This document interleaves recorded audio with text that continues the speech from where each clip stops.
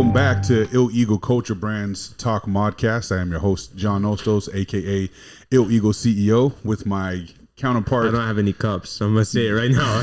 I got a jug. Dion No Cups, Larry. We're still gonna just call you Two Cups because you typically always have two cups, I guess, right? 2 cups after this. So, right on. Yeah. And then we also have another guest with us today, the infamous Tim T-Bear Johnson. Is that correct? Do you have a nickname other than T-Bear? You have one. No, T-Bear is just from that was my old military handle, like when we were running missions and stuff. So trying to contact someone else for another victim, it was my handle, T-Bear Tim. Okay, and that just kind of rolled over to fighting. But no, I have no nickname, so I was like, man, I'm not gonna be one of those people that is gonna pick a nickname that's gonna instill fear into my opponent. Tim the Hammer Johnson, exactly, something like that. Instead, they call you T-Bear. I like it. So I kind of went with that way. The Gentle Giant is what they're trying to get at, right? T-Bear stands for teddy bear. Yeah, for sure. So, right on. Well, for those who don't know, Tim Johnson, you're a lot of things. You're a farmer. You're in the military, and you are a professional MMA fighter, formerly with the UFC. Now, what are you? The Bellator number 3. I think now I'm like 4. Number 4 contender in Bellator heavyweight MMA. So awesome, man. I'm glad we were able to get you on. You've been a longtime sponsored athlete of our brands. And that's always an honor for us to be able to get behind you and have our brands represented with you in the ring in front of millions of people. So grateful for that, and also grateful that you're on the show with us today, man. So let's have some good conversation. Yeah, I know. Well, you should feel lucky. I've done many interviews, but this is my first in-person podcast. So. That's awesome. Look at us. That's awesome. So we're growing. You guys paying attention? Hell yeah, man. So yeah, I'm just curious who you guys are. And happy to finally get this on the way. And I like the setup here. It makes me feel homey, and I'm probably going to get me to say some things I shouldn't. So hey, that's the goal. We're going to talk a lot. We'll talk some MMA, man. You're somebody I would love to get into some light politics, because I know you got things you got to be careful of. But let's talk military. Let's talk all kinds of stuff that's going on, man. There's a lot happening in the world, and you're kind of involved in a good amount of it in terms of what you do in your career path and just the way you live life. So. Excited to talk. I would have your wife on too, because she's just as over the top as I am when it comes to this stuff, man. And it's fun to interact with her on social media. But yeah, I'd wait out in the car. She'll handle it. That's awesome. Yeah, she's probably. I'm surprised she's not having me live feed this right now. She'll be sending me notes. Like, say this. Just feeding you info. Exactly. Like Joe Biden. Yeah. She'll be in my ear right now. Yeah. Salute. No, not that. Don't say that. Salute the troops. Yeah. That's an action. You weren't supposed to say that part. Yeah, that's funny. Those are some good ones. Well, let's jump right into it then, because it looks like we're ready to head down that path, man. But first, let's just talk about some, because we were just kind of briefly touching on this a little bit downstairs before we got up here to start doing this podcast. New World Order. It's real. Yeah. It was a conspiracy the last couple years ago, but now officially the commander-in-chief has said out loud, there is a new world order, and we need to get out in front and lead this if there's going to be one. So it's no longer a conspiracy theory. It's now factual. We've heard it from other world leaders. Now our very own president has said there is a new world order coming, and it's time for us to take lead on that. So it sounds like we're looking at one world currency, one world leadership, power, all that stuff is something that looks like we're trying to have implemented into not just our country, but the entire world, if you're paying attention. That's biblical prophecy, isn't it? Absolutely. Well, you can go, God, mega God, or maga God, whatever the actual phrase is. But if you go with, Bible there's 3 countries that remain standing at the end of everything: Russia, Turkey, Iran. Yeah. That's not us, huh? Not us. Oh man. There's your biblical right there. That's what states there at the end of times. Those 3 places are the ones that are going to be left standing. So we're moving to Russia, they're just going to connect in the map. It's going to be nuts. That's going to be crazy. What countries don't allow the central banks? Yeah. Wow. It's all all relative, you know what I mean? Absolutely. There's a reason why we've gone to war, and it's a lot of it was banks involved. Oh, absolutely. World banks need to be planted, and when they can't be planted, we'll force them in. And just like anything, it's all, oh, look, but this isn't bad. Well, like we're talking about the New World Order. But if you told people that you believe the New World Order 6 years ago, they would look at, oh, you're one of those people? Yeah. I mean, and this has been happening for a long time now. It's people have been saying it for a long time. And now they don't even care anymore. They're not even new, like all these agendas and stuff. They're telling you, literally telling you what's going on. And people are just over their head or putting their head in the sand. Good thing Trump's not in office. Let's get to it. Yeah, no, exactly. Like you gotta, like there's things like, you know, I'm not always Trumper either. Like, oh, you're a Trump supporter. Well, there's a lot of things that he did that I like, but I guess what? I'm going to call him out when he's trying to infringe on the Second Amendment, which he freaking did. Called him out bullshit with that. Can you guys, instead of when something's bad's going on with who you voted for, can you own their mistakes instead of going, well, Trump would have done this? Well, no. Trump's not in office anymore. You don't get to say Trump. It doesn't matter anymore. You have to start taking ownership for who you voted for. Absolutely.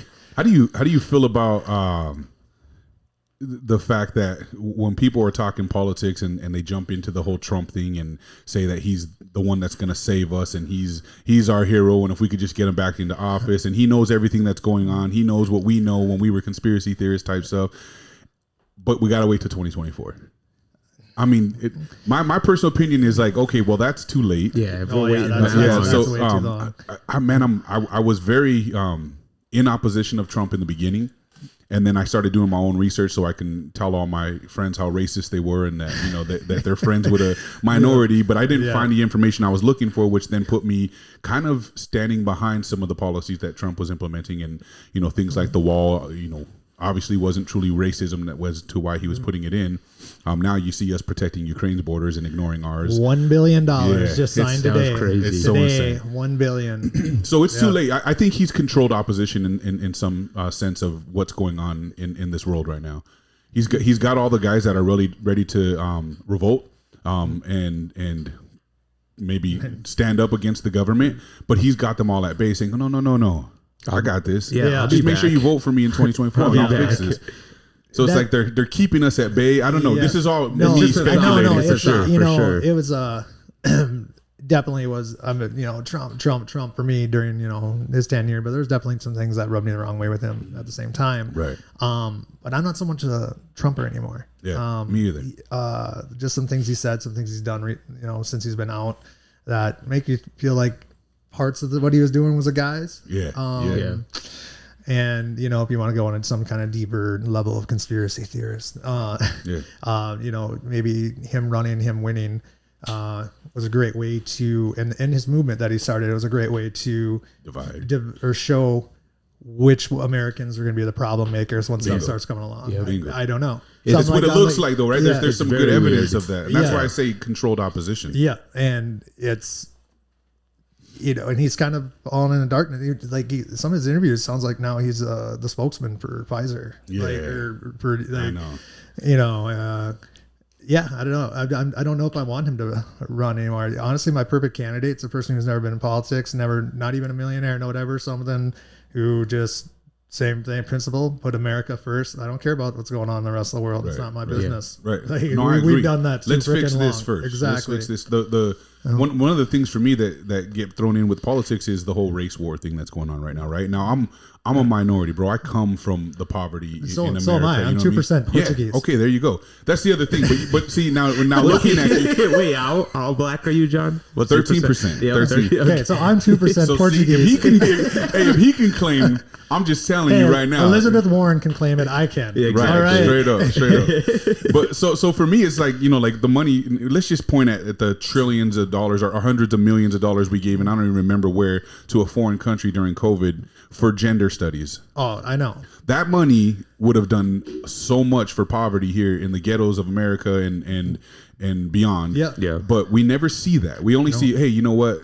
To all you poor minorities and whatever, we'll give you some more welfare, but just a little more, if you vote for us. but never, hey, how about we just give you guys $500 million and we call this shit off? You know, but we'll send that kind of money and billions of dollars to foreign countries all day for shit that's not even our business, or like for something that we've pretty much solidified over the course of history of human race. There's two genders. Study's over. I'm not commenting on that. I don't have a problem with it. There is a penis and there is a vagina, and whatever you call yourself from there, that's fine. But I don't have to fucking identify that for you. No. If you're a woman, you're a woman. If you're a man, you're a man. Now, if you have a sex change and you do all that stuff, more power to you. I'll respect everything because you. But went if you all go out. to the doctor, you still they have to treat you differently. Absolutely. Even after because your body is designed differently.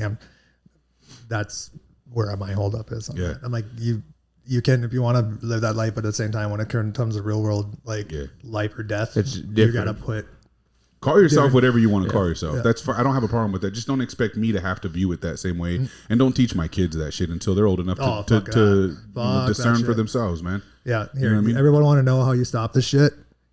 Homeschool. Hell yeah. No, I agree. Because that money stops going in, they'll start listening to how to freaking teach your. I don't want my kids fucking learn about that shit, especially in kindergarten. Like ABCs, 1, 2, 3s, simple as that. They don't need to be fucking. The teacher doesn't need to be up there with fucking rainbow fucking everything, indoctrinating my fucking kid with their belief system. It's their belief system. It's not It's not truth. It's their opinion. That's all it is. That doesn't need to be fucking taught. And I don't understand why that's hard for people to understand. That's hate speech, what I just said to a lot of people. No, it's just, that's their opinion. I have a different opinion than you, or you, or you, or you. It does. It's opinion. It doesn't hurt me or you to have a different opinion. Just don't try to ram it down my throat or my kid's throat. Right. It's like today we can't have differences. If we do, we're wrong. One of the biggest things for me, man, is that even within this country, we're trying to make the American flag be a sign of a symbolism of racism and hate. That's mind-boggling to me. I've seen so many stories where a neighbor's complaining because someone's waving an American flag on their house, and I'm just like, that's pretty fucking normal in America. You know what I mean? Like, what's wrong with that? But no, it's racist, and that flag is a symbolism of hate now, and all. And I'm just like, who brought the hate? The ones that are claiming that we're being called. Racism is being used against us. We brought the hate back to the table. The minority groups, bro, 100%. It wasn't. It wasn't. It was freaking 22-year-old white girls. They're white privilege. They're making that one. They're the one to make the issues over most minorities. Honestly, I know more racist minorities than I do racist white people. Well, you're the only minority I know. So because I'm from I'm podunk. I'm not worldly, and you live white privilege, so you don't have to engage with minorities. Funny thing about that is the old military they did the research and stuff when you go to basic training, and they found out where I'm from, obviously Podunk, Minnesota, and they put me with a guy from downtown Cleveland, and we couldn't be further from the further apart on the spectrum of just life in general. And that was my battle buddy. We had to go pee together. We had to do everything together. That's all the military used to run with it. And now we still Facebook and stuff like that. And we joke about it. Like me and him, we can joke about race. Like it's normal. It's normal. I've done that all my life. He can call me some kind of, make fun of me for something like white people do. And I'd laugh. And vice versa. You can't even be a comedian anymore about that shit though. It's getting outrageous. It's out of control. Sure. We're definitely seeing a purposeful shift in the way we're living and the way that society has been. This is how I like to think about it though, is like for every 22-year-old white chick that's doing this, we've got a 50-year-old other maybe person is taught them that or brought them through that. So it's like it's not all my generation, no, I hear you. We got a beep over there. This is normal for our podcast. Happens all the time. And just like that, we pick right back up. Yes, sir. So what about this is one that gets me the most, man, because indoctrination's happening in our schools and stuff like that, and we're trying to protect our kids from it. But I feel like in the same breath, and this is just my opinion, so don't nobody get crazy about this. I feel like we're purposely cancel John. Yeah, cancel me before we even make it. Yeah, but I feel like we're being tricked as minorities into segregation. But it's self-implementation now. Right, like we're 100%. We're like the saying safe places in college and shit. Like I mean, it, blacks only bathrooms and faucets and all that shit are gonna come back, but it's gonna be us that want it now. It's not even right. Like that's black. It's support black only business. Support black owned this black, and it's just like I'll support that, but why can't blacks be in mainstream too? Right. No, we can't because it's racist to have Uncle Ben's face on rice and Aunt Jemima on a syrup. So get her out of a commercial mainstream grocery store and put her in a black store only, bro. That screams segregation to me. Yeah, but it looks like, and they made it look like we did it for freedom and for equality and shit like that. And it's just like, no, we've been here before, guys. If you remember, we've been here before, and we didn't like this shit, and now we're implementing it because we were tricked into believing it needed to be done and that it was an issue. So you can't see a black person in a commercial mainstream grocery store anymore because that they convinced us that it would be racist to do that. Cultural appropriation. You guys are taking advantage of some sort. Bro. It's a trick. It's a trick. Everybody it's a fucking trick. Yeah. And we look stupid. And like, I could very easily get in trouble for saying this. I don't see in color. Now that used to be the parade. Yeah, I see a person for who they are. Yeah, if you're an asshole, you're an asshole. If you're nice, you're nice. I treat you same across the board. Yeah. I look at you as an individual, but now we're supposed to see in color. I'm supposed to. Yeah. I'm like, I'm from fucking Podunk, Minnesota. And fucking my whole life, never. I didn't meet a colored or a minority. I should say until I went to college. Yeah. Wow. Like literally. I mean, we had my neighbors wherever they were adopted and, brought in, but actually like cultural, like, I went to college, played football with a bunch of guys from Miami. Well, that was eye opening for me. I'm like, oh, the whole, wholly different, totally different, but yeah. And same like concept. Like, I don't know, you're an asshole. This guy from the fucking trailer park over here too. He's an asshole as well. Yeah. I don't like it, but you are like you. It's just, I'm not seeing. I'm like right. And that's how a lot of people are. But now we're told we can't. You have to treat this person differently in a better way or a worse way, whatever it is. But because they're a different color, it's very odd. It is very odd. Does racism exist? Yes, absolutely. It does. And absolutely. I experience it all the time. What racism doesn't do is prevent me from living the life that I want to live, though. Yeah. So it's a matter of how you process whatever is being given to you, right? So like, yes, racism exists, but it exists in all forms, right? There's minorities who hate white people just as much as in return. You know what I mean? So I ain't never ran into a white dude that was brave enough to tell me he was racist in my life, bro. And like never. Yeah. But I know so many minorities that'll tell you fuck white people today than ever in existence. And I got kids that are half white. I got two sons that are minority kids but look white. Yeah. And now if some dude ever ran up on my kid, I don't give a damn what color you are, and you socked him because he was white, I'm probably going to murder you. Yeah, absolutely. And I won't care what color you are, but you're probably going to be my color because we're the ones running around acting stupid about this right now. Have better aim than Kane, though, please. Yeah. Oh, God, I know. Yeah. If I'm going down, it's going to be for a kill. It'll be a kill shot for sure. Absolutely. So, but no, it's y'all, that's fucking media loves this shit, man. Oh yeah, they're playing us hard. The blinders on everything else. Like, people don't know they're being played. Like, right. This is, the feel good stories. Oh, we got to do this to make everyone feel good. Media don't fucking care. They want divide. They want anger. They'll turn that little fucking, not even molehill, that little fucking anthill, and turn that into a fucking mountain. Make everyone think it's the biggest deal in the fucking world. For sure. Because that's just how. I mean, we've seen it for the past 2 years. Yeah, through all of our media and everything. Just crazy. Everything that's happened since the beginning of COVID has been some kind of over exaggeration of the reality. Yeah, it's a psyop. It totally is, man. It's crazy.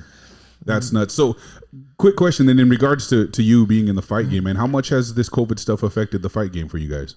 For me, actually, it wasn't too bad. 2020 was a horrible year for everybody, right? Except me. Oh, nice. Like, yeah, I feel bad saying that because that really was a trial, a trying time for a lot of fucking individuals. What was it? March 2020 is when it all really fucking started. So I had that win. That knockout win in February that kind of got gave my career a boost, I suppose. And then everything got shut down. So I went home and started, spreading fertilizer, spraying chemicals. And then they're like, okay, we're going to start up fights again. And then I'm like, all right, I'm ready to go. I'm also fucking ready to go, but I'm not going to say no. So I fought Matt Mitrione on like a 4-week fight camp. And I actually like that. No fans. Yeah, that was good. A lot of people are like, how was that? I loved it, man. Really? I'm not one of those guys that gets in the crowd. I'm like, they don't really give me anything. They almost distract, take the focus away. Fucking no crowd. Just walk into the ring, do your business, walk out. Nothing. It was just like, it was exaggerated sparring sessions is what it felt like. Okay. And yeah, I was down for that. And then we went to France. That was the fucking weirdest thing. So that's when like France was shut down. International travel was like fucking nothing. Cause it was that fight, beginning of October. Yeah. But like October 15th, somewhere around there. And I'm in this big, super jet, that holds normally 400 people. Yeah. It's me and 2 other people on that freaking plane. Oh my God. One of them's 2 of them my coach. So 5 was total. And then I just had like economy seating, and they got business class and first class. So I'm like, you didn't migrate to one of them classes? So I'm cramped up here. I'm like, all right, like 8-9 hour flight, whatever it was. And I asked the stewardess, hey, can I sneak up there to business class? Not even first class, just, one of those seats that recline nice. And she's like, no, you have to pay for that, sir. Oh my goodness. I'm like, serious? I'm like, I can't just go up there and spread it out and sleep. Like, I don't need free drinks or anything. Yeah, I just want to, no, you have to pay for that seat, you sir. You see how tall I am, right? Yeah. I was like, common sense. Where are you?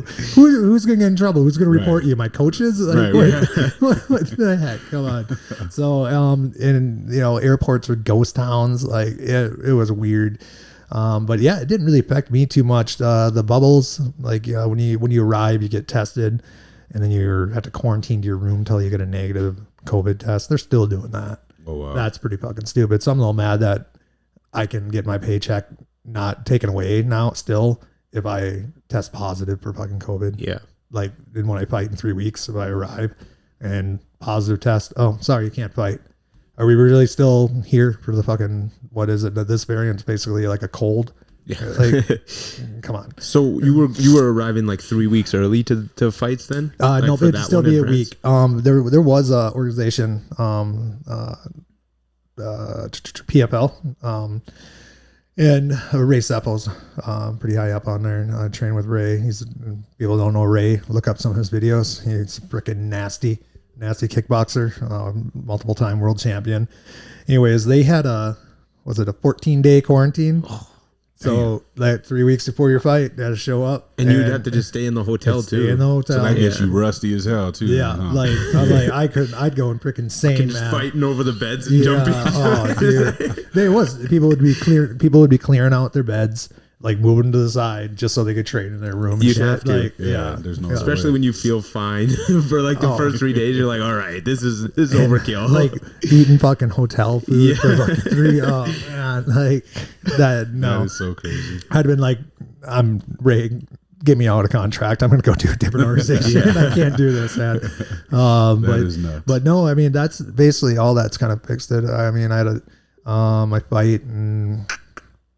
My title fight last year, had the doctor try to give me his opinion. He's like, when he's doing my pre-fight physical, are you vaccinated? No.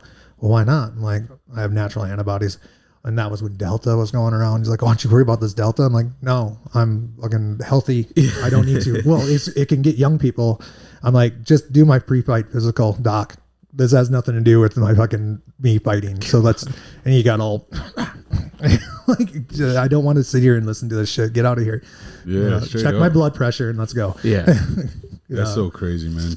So tell us a little bit, Tim, how you got into the fight game. I know you just started as a wrestler, right? In college, and quite literally fell into it. Yeah. No aspirations to like fight for a career. I just thought it'd be fun. You're just like, oh, I'm fucking good. Let's go. I got done wrestling at MSUM, and then there was like heavyweights like Zach Thumb and Chris Tusher. They were training, here on the old Main Street location, the Academy of Combat Arts. And Zach got a hold of me and was like, hey, we just need big bodies. Heavyweights are hard to come by. Yeah. And, you don't need to fight or anything. Just roll, wrestle with us, switch around. And went in there, and I think it was like 8 weeks. I took my first pro fight. Damn. That's crazy. Yeah.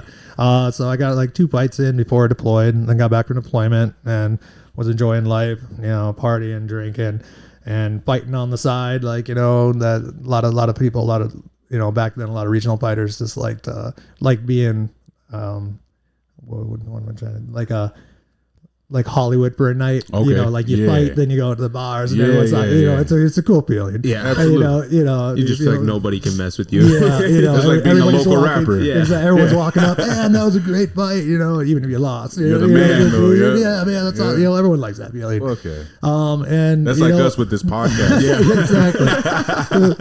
And I just started and never took it seriously, and actually was all of a sudden, like of light, I'm like, maybe I should start training a little bit more, taking it a little more serious. And I got a fight against Brian Hadeen from Crazy.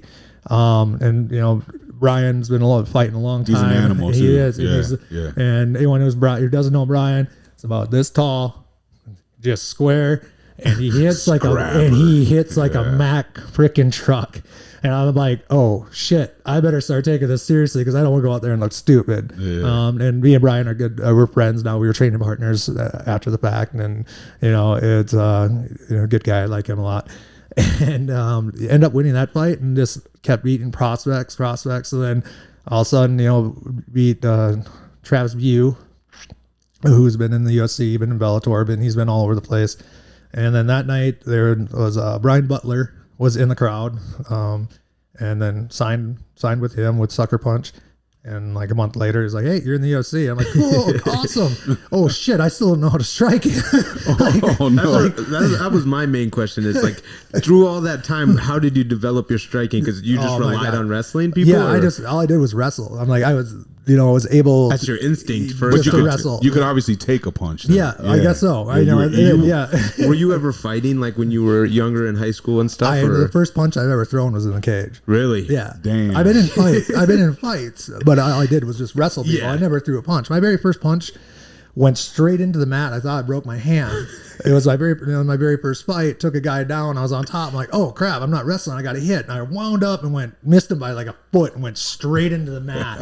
And I think instinctively, like I felt bad. I didn't want to hurt this guy. Like there was something like, but That's crazy. Through most of my UFC career, I had zero striking. I didn't know how to strike, didn't know the proper form, didn't know anything, just because, I made it there and I was scared not to be there anymore. And I just tried to just hold on the wins and stuff. And, just with a Bellator, Tim Johnson would kick the shit out of UFC. Tim Johnson. Your striking is crazy now, so that's impressive. That's impressive. It's totally a different animal for sure. Oh yeah, like I'm not afraid to be in the pocket. It used to be like I was terrified to be out in the open. Like oh god, now you love it. Now you have a reputation for being that dude that squares up and has like fights of the night and shit. Yeah, I have no problem. It hasn't worked out. The last fight didn't work out, especially when I'm going against I'm not a knockout artist, but I've thought maybe I could be. I'm going against one of the most well-known knockout artists in the history of MMA, and I'm like, I'll go toe-to-toe with him. Probably not the best idea. We had a game plan, and it was a boring game plan. It was one that probably was a great avenue to victory. And like a minute in there, I'm like, that's boring. Let's just do this. Let's see who lands first. His hands are a lot faster than mine. Yeah, wow, that's crazy. It was a good fight to watch, though. And I mean, you're in Russia, you're excited, I'm sure, just ready to go, trying to put on a show. Dude, it was, that was, I'm happy I got my trip to Russia in because God knows that probably ain't going to ever happen again. How was Russia for you while you were there? It was great. It was during all these times right now that we're having. It was your last fight. It was just, it was just 4 months ago. Yeah. or 6 months ago. Yeah, 5. Carry a 1, whatever. I get hit in the head. There you go. And we got to walk around. Saw everything, went to Red Square, all of that. And, nice. Did you meet Putin? No. Okay. Did he go to the fight? Funny story about that. Funny story about that. It's he was expected to show up. Yeah. Bellator was prepared for it. Because him and Fedor are friends and all that. And I'm like, I don't care. Like, I'm in the back room getting taped, and the PR guy asked him. I was like, "Hey, is Putin still expected to come?" They're like, "Yeah, we're tracking that. He's supposed to be showing up." I'm like, I don't care if it's 30 seconds before I got to walk. If he shows up, I have to get a picture with him. And the PR guy's like, "I got you." I'm like, I don't care if my mind's gonna be elsewhere, but I'm like, how many freaking Americans get to get a picture with me? I don't care what everyone's thinking about who he is right now. You wouldn't freaking stand up and take a picture with some world leader or someone well-known world leader as him. But I'm kind of almost glad it happened, because I'd probably be getting investigated by the DOJ right now, man. They'd be like, I got all kinds of Russian followers and message me and stuff. They're like, "Why are you getting so much Russian traffic, Tim?" I'm like, well, I don't know. Yeah, right. So, no, Russia was great. Let's put it this way: if you're walking down any major in a street in any major city in America, you look around, you're like, these guys are soft. Yeah. Every person walking down the sidewalk in Russia looks like they're ready to throw down, and they could kick your ass. Yeah. I'm saying that as me. Like, I'm like, I don't know. I'm walking around going, I don't know if I want to tussle with that guy. Like, that woman over there looks bad. Yeah. I mean, fighting's their culture. Like, they live and breathe that. Like, they're raised on being warriors. Oh man, and they're all hardened. But then you talk to them, they recognize more there than I do anywhere. Yeah. Like, which kind of cool. I was in commercials and up on posters and billboards and stuff. So I got recognized quite a bit, but more so they recognize my ear. Yeah, they recognize cauliflower ear instantly, and they'll come over and ask you about it. The old fighter, yeah, and then broken English. I'm fighting Fedor. No way. Oh, get your shit. They're like, no, right, pretty much. It was. I'm glad I got it. It was one place I've always wanted to go visit. When people are like, "Oh, where do you want to go visit?" And my whole life, I'm like, I want to go to Russia. What? Why do you want to go to Russia? I'm like, just the history of Russia, man. Like, that is an old ass country with all kinds of history. Yeah. And I'm happy I got it off the bucket list, because, like I said, no one's probably gonna be able to go to Russia for quite some time. Yeah. It was worth the fight. Yeah, it was. That's badass, man. That's so my question to you was like, how do since you had such an amazing story of getting there, and it was kind of just like you got thrown into it, how do you get to such a level that you've gotten to, like, for a fan or somebody aspiring to be in MMA? Ups and downs, man. Yeah. That fight that I was talking about, that happened, that knockout in February, I walked in that fight with a fuck it, because I was actually expecting that to be my last. So if I'd lost that fight, I've been cut by Bellator, I've been back down to regional level. Regional level, ain't doing that shit again. Can't raise a family on regional level. Right. And I'm like, that would have been the end of my career. Yeah. Lots of ups and downs, and it's just fucking just got to perform when you get the chance. I mean, it's just like any sport, it's more competence and mentality and mental than it is physical. Yeah. Anybody can get in shape, Right. And I'm a great example. I'm not a technical fighter. I'm not explosive. I'm not fast. I'm gritty. I'm in there to fight. Let's see what happens. Yeah. And if you just keep that door open and you're willing to go in there and see what happens, then it can be bad or good, but at least you go and see. Like, and that's just what I base my fighting off of, that, and people not expecting anything of me. I love being the underdog. Not even underdog. Like, people like almost disgusted that I'm in the cage. Like, this guy's got a love handles. Oh man, he's out of shape. I just love that peak shit. Male performance right there. I love that shit. Like, especially like, those against Tyrell and Michiron and even Congo, like, laying it back, because obviously I'm in there, but when I listen and the commentators don't even mention me, they're mentioning the other guy I'm fucking fighting. Like I'm supposed to just go in there and take a fall for it. And then like John McCarthy, like after every win, I'd look right at him because he said some pretty things I didn't appreciate. I'm like, I just look after every win. I'm like, how mad are you? Like I just eat. He's got to say at least one good thing about you after you knock somebody else. Yeah, I know. So I just love it. That's what feeds me. So when people are expecting me to like do well, it's actually what I do worse. Yeah. So I gotta keep reading the negative comments. That keeps me going. I mean, like when you think about being in the Midwest, like this is peak. It's grass fed guys that are just huge. You know, like that's what it is. No, and anyone like obviously I worked at the Northern for many years. Yeah, and so we get a lot of girls from all around America, and they all say, "Dude, Midwest boys are just built different. Like we're all just big, it's true. Corn fed, just burly dudes, scrappy then apparently too. Yeah, I guess so. Oh yeah. What do you think? How much harder is MMA than just straight wrestling, like collegiate level wrestling? Would you say? They're different. Like actual. It was bouncing. That was me. I think. I was holding it. You should know better. Actual like physically tough. I'm gonna go with wrestling, man. Yeah. Like in a different aspect. Like MMA is harder. Like obviously, about knees, elbows, kicks, all takedowns, all submissions, all the work. But like it's not go. Yeah. Like wrestling, you don't have to worry about any of that shit. So it is go, and it is Mach 1 the whole time. Like even like Kobe, there's only a handful of people that probably don't pace out their fights. Yeah. Like they're just that freak of athletes, which you're gonna have in any sport. But you watch all these fighters, these guys are standing up and they're pacing around and stuff. They're pacing the fight. They're not going balls to the wall. They're saving for explosions, then off. Explosions, then off. Like when you're in a freaking collar tie with someone for 7 minutes, that's not, even though it's a collar tie, that is exhausting. And I don't practice MMA for 2.5, 3 hours. Like I think about that when I was back in college wrestling, like 2.5 hour practices were the norm. Yeah. I'm like, I couldn't imagine doing a 2.5 hour fucking practice right now. Yeah. Like that just sounds like the worst freaking thing in the world. I was a wrestler also in high school, and when I wrestled, it was just a lot of me getting taken down and having to get back up. So it was exhausting. Yeah, absolutely. It was like awkward burpees over and over.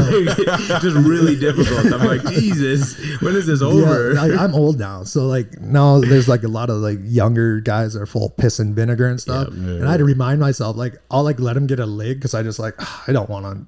It's a lot of work to sprawl and stuff like that. Yeah. And then every once in a while I'll sneak in and like a takedown. I'm like, how the hell did they do that? And then I'm like, shit, I'm on bottom. Yeah. This sucks worse. And then I have to remind myself, all right, I gotta fight. I gotta fight on my feet rather than on the mat because it's way easier on your feet.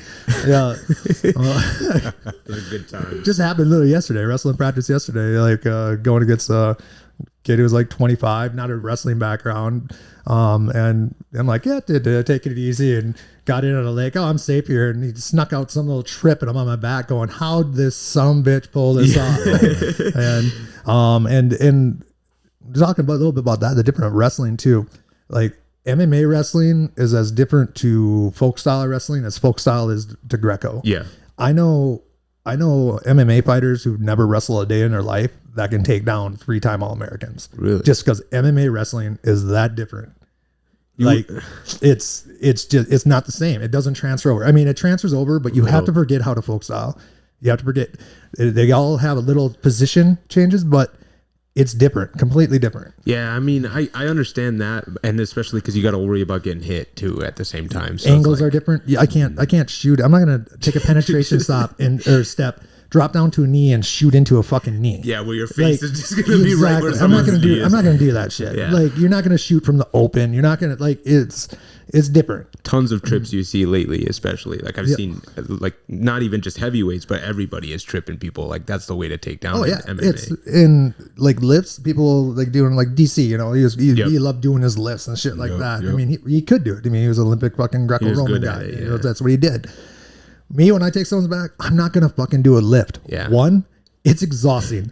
the only person that's draining my gas tank for no reason, because the guy I lift, if I'm being lifted and I know I'm gonna be taken down, I'm like, okay, cool. I'm gonna hit my knees and pop back up. Yeah. Takes me no effort. You're the one who's lifting my fat ass off the mat and exerting yourself when I'm just gonna go for a little ride, pop back up. So you want to do that to me 10 times? Sounds good. You hear me sucking wind and I'm going to still be popping up. Like DC is shorter though too. So like you're a taller fighter. So I feel like that works. Yeah. Well, DC's got that explosion that, you know, and that would be exxing though.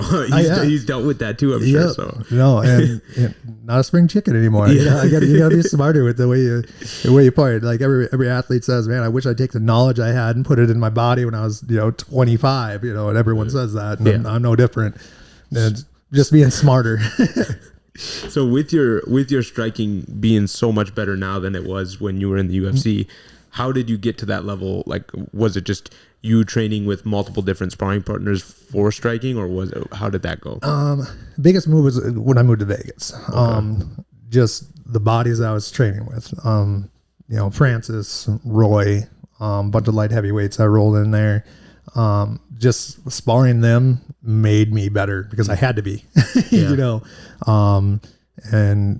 there's you're sparring Francis, you have to defend yourself. Because even if I don't know how hard he actually goes, so even if he's going 50%, it's fucking like you're in a real fight. Like he's that.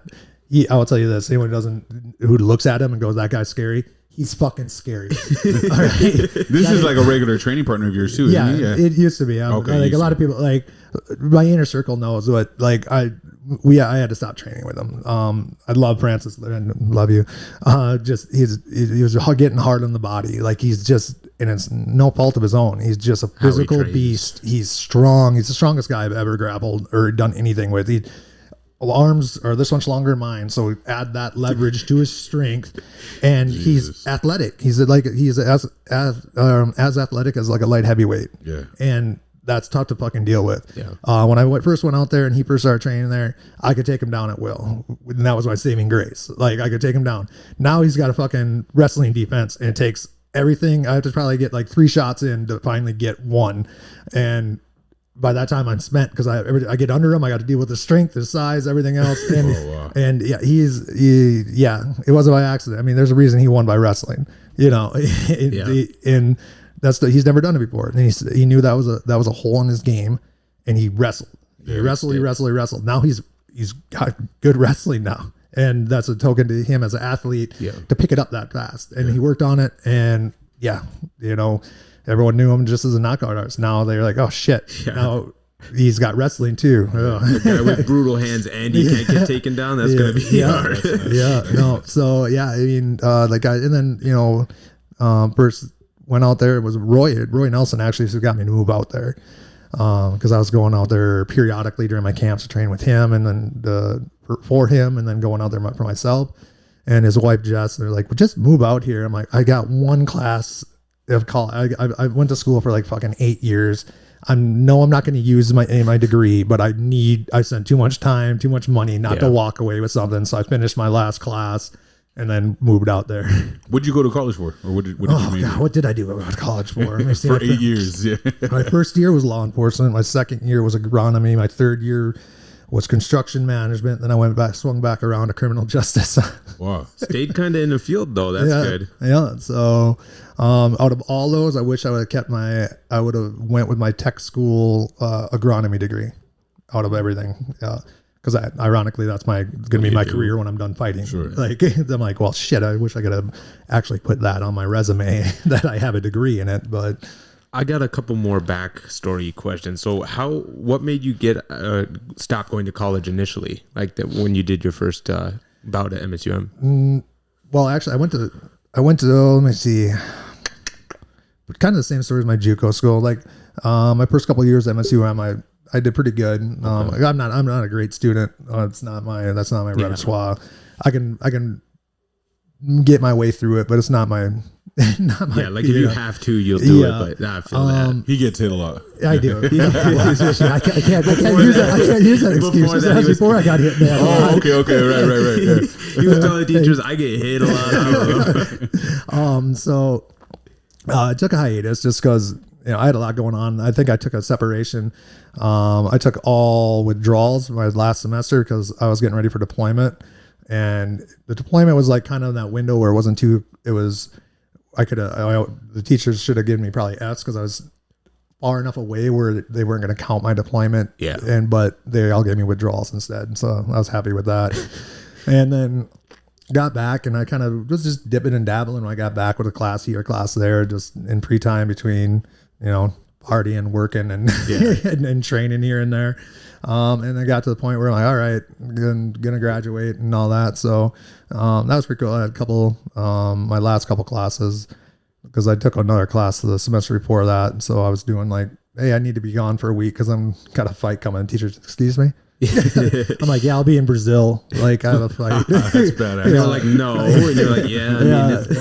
No. So, and, wrapped it up and called her good. What got you into the military, or was that always kind of a plan, or how did that come about? So I was actually, after my 2 years in Ridgewater and Wilmer, sort of in 2006, I joined the Guard. It was right after, because I was working road construction because I was out of school. Mm-hmm. So I had seasonal unemployment, 20-year-old kid, getting a check every 2 weeks for sitting on my ass. Cool. What do you do? Yeah. Drink and gamble, drink and gamble, drink and gamble. Freaking Jackpot Junction down in Morton, man. Like, I probably got like 40 grand of my money in a winter. No bullshit. And ended up drinking. I was probably a functioning alcoholic, honestly. Like, just wasn't going anywhere, doing nothing. Was driving home from the bar, underage, and made it to my house. And my buddy's passed out in my passenger seat. And every time I go to my house, we make a U-turn to make a park. Mm-hmm. And I made my U-turn, and where we lived, the highway over is Highway 71. Well, a cop saw me make a U-turn to park in front of my house, and literally turned out the car.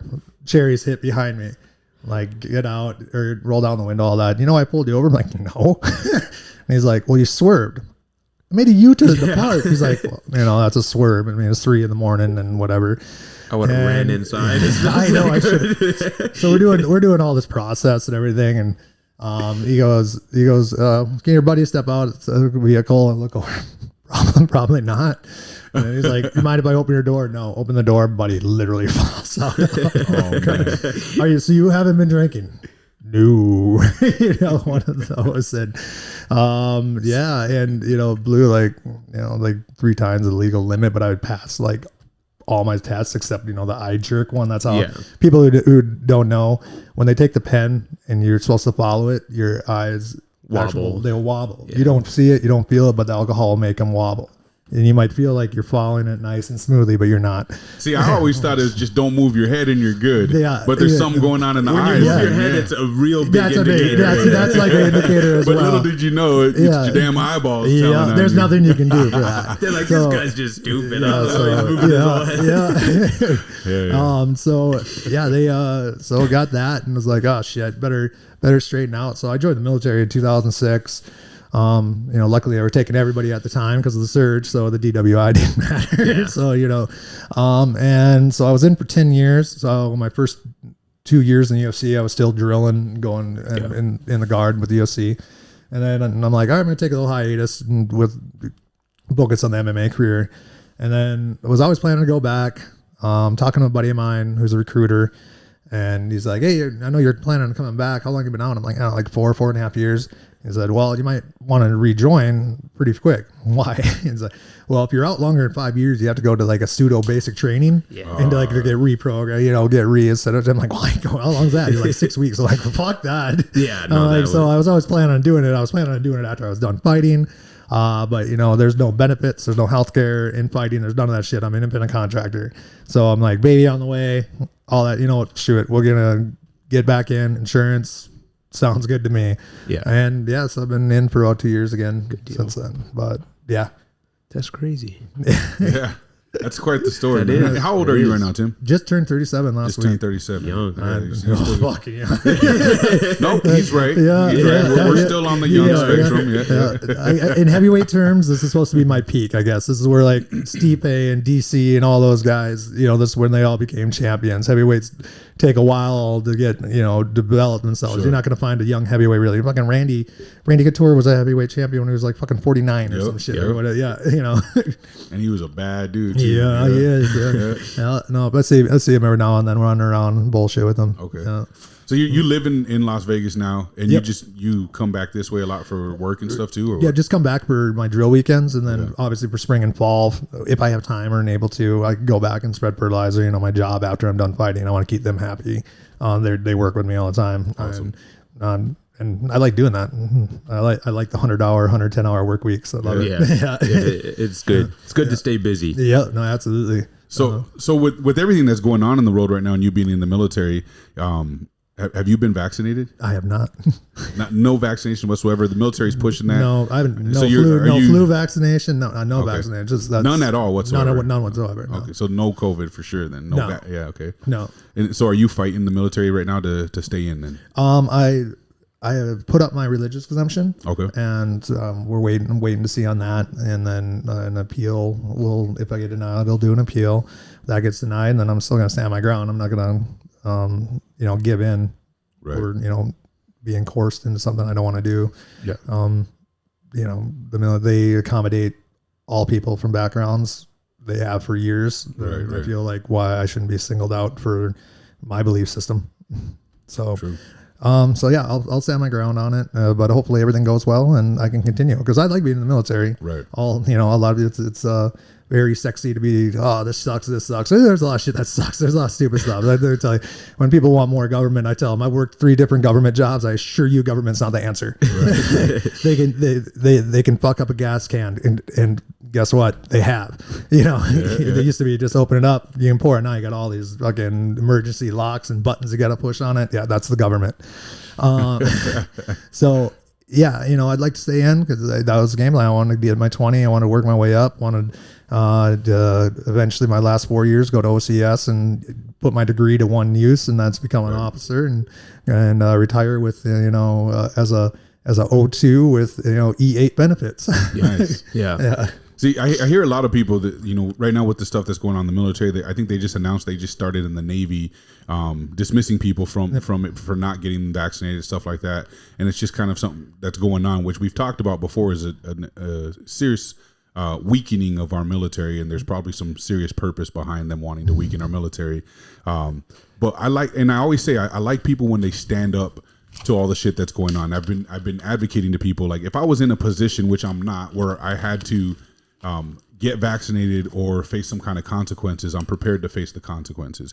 In the same breath, like, I own a gym, they shut my gym down in the beginning of all this. They can never do that to me again. Well, to that point, how many things do you share on your private page or how many messages have you got where people are like, dude, are you sure you should be sharing that? Oh yeah. Like, you're like, no, this is what I believe. Right. Like, yeah. I believe at this point it's time for people to stand up and be a martyr to an extent for our rights here in this country at the very least.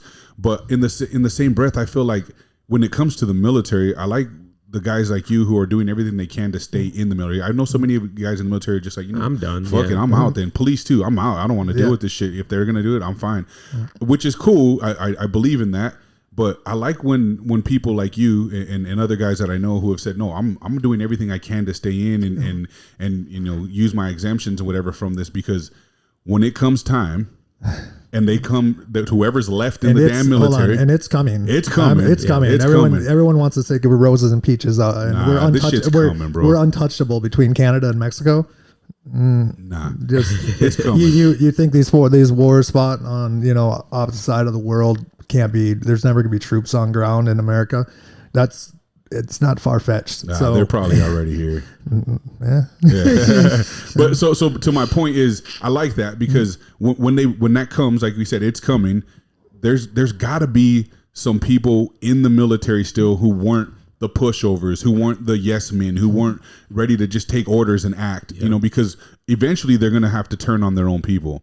And I want to make sure there's still dudes like you in the fucking military that are like, no, hold the fuck up. Yep. Stand your ground. This isn't what we're doing. You know what I mean? Like, no, absolutely. Like I want that so bad in our police force and in our military, for guys to stand their ground to the best of their ability, because we're going to need them to help fight off when the orders come down to all the cheap unlawful leftovers. orders. Yeah, they're unlawful for sure. It'll be unlawful orders, but it's coming. It's going to happen, man. And if our military is only filled with all the people who obeyed and followed orders and got vaccinated, that happened. That was called World War II, and it was called Germany. Yeah, there you go. Yeah, none of those people during the fucking trials could say I was following orders. Yeah, right. That didn't get them anywhere. Saying I was just following orders. Right. Well, you committed crimes against humanity by following orders or not. Yeah. Yeah. You have to pay So take note on that for the rest of you that are in and that are following orders, and when the time comes, you're gonna be tried for that shit eventually too. If you don't get your head blown off in the process. To me, it's anthill to a mountain. Yeah. Like, you start following just to follow orders. Oh, it's not a big deal here, but down the road it could be. I'll follow a lawful order to the best of my ability that I'm told to do. Right. Like if I'm told to follow, if this is an order you're giving me, I will, look at it. All right, lawful sounds good. I'll hop to and finish that order for you. I will complete that. I will complete it. And there's a lot of higher ups that there are a lot of people that have been in a long time that were the same way that, are questioning things a little bit too. You just can't be a yes man. You do. Right. You're in the military. Yes, there's a hierarchy. You have to follow orders. Absolutely. Just like, if you're in your job, you have a manager, like your manager tells you to do something. When you don't like it, you have to fucking go take out the trash. Well, I have to go take out the trash. There's a hierarchy. It's just the way it works. It sucks, but I'm gonna do it. Exactly. Our manager says, "Hey, go to the cash register, grab me a couple $100. What for? Like you can't. All right. Well, what are you gonna take a couple? What's it for? How long you work? Like you'll know why he's taking. Why me? Like you got to question shit like that. There's a difference. Yeah, absolutely. And we don't want a bunch of vigilantes in the military. For sure. Exactly. But someone who has some common fucking sense at the very least. And common sense gets you a long way in the military. Yeah. Like, sorry, brethren, but we. There's a lot of things that you think would be common sense just in your run to day-to-day things that aren't to a lot of different people. You got to, like operating equipment to me is common sense. I grew up on a farm. I operate heavy equipment my whole life. That's what I do. One thing better than fighting that I think I do better in fighting is operating equipment. That's one thing I love doing. Driving, I've been driving trucks since I've been 14. It's just operating equipment's one thing I do. And that's common knowledge to me. That's common sense to me, but it's not common. I realized when I got in the military, that's not common sense to everybody. Like there's some people driving tanks or running around that should be driving tanks, but you can get that in any place you go. There's people that it's a big organization. You're going to have that, but you can be pretty successful just by slowing down and thinking, using your brain in the military. Yeah. Successful, and you can protect yourself from a lot of damage. Yeah, for sure. We've seen that clear evidence of that in the last couple of years, without a doubt, man. And now it's funny that they're still making you guys fight exemptions and stuff, because it seems like we're dropping mandates all over the country, even in big cities like They just announced New York was New York, California. Only for professionals though. Only for professionals. Well, that's because of what's his name? Irving out there, who's the superstar basketball player that's not allowed to play. Kyrie, yeah, he's not allowed to play. But he can go to the game. Yeah. He went into the locker room and they fined the team $50,000. I think is what it was. Just like last month. Oh, there's no logic there. No, there isn't. That's lack of common sense right there for sure. Well, everything's the political science, Shane, man. 2022. They're looking at their numbers like, oh man, we got to start dropping this shit. Even though the numbers, the cases and all that shit is higher than it was last year during the mandate or before the mandate started. Oh, we got to start dropping this shit. People are really starting to get get pissed. Well, elections are coming again, so they got to get ready to look good. And, so guess what we did, guys? We freed you. And then and the great thing with the 24-hour news cycle, everyone's going to forget about how their lives were just fucking ruined by all this shit. Because now fucking Putin bad, fucking Ukraine great. Like that's all that's going to be plastered. Everyone's they're glossing over. They're not going to mention anything about the COVID, changing the fucking deaths on the fucking airs and stuff to make the pumping the numbers, the pumping the numbers up that we were saying since the fucking beginning. Yeah. Oh no, they're inflating these numbers. It's fake. It's fake. And then everyone's saying, no, those are real numbers. The people that's grandma killer piece of shit. Yeah. Like, oh look, now they changed their numbers. Weird. Yeah, they're like, well, it makes sense now. Yeah. Okay. How? Because Biden said it. Yeah. It's crazy, man. We're seeing unprecedented times for sure. This is some of the craziest stuff. I love too. The other day when Biden started talking about the New World Order, he made mention how there's every turn of the century there's a shift. Bro, that statement alone was a conspiracy theory. Yes. Yep. That alone, like a year ago, was a conspiracy theory, and now the president of the United States has come forward and not only said there's a shift at the turn of every century, but we are also at the horizon of a new world order, and we've got to be the ones to lead this. So it's just like, oh man, when I heard that, I couldn't. I was like, man, and like everyone's saying that he's saying the quiet part out loud now. That's what we were. That's when you need to get scared. Yeah, man. They're not even doing it by accident. No, they were slipping up at first, and now they're just like, you know what, fuck it. But people don't do anything about it yet. It's like people are just like, okay. And you were saying, it's the thing of, well, what are you going to do? It's the government. Well, they work for us. Yeah, you know that, right? If you know history, we've done it before. Yeah, exactly. Like you don't need to take it.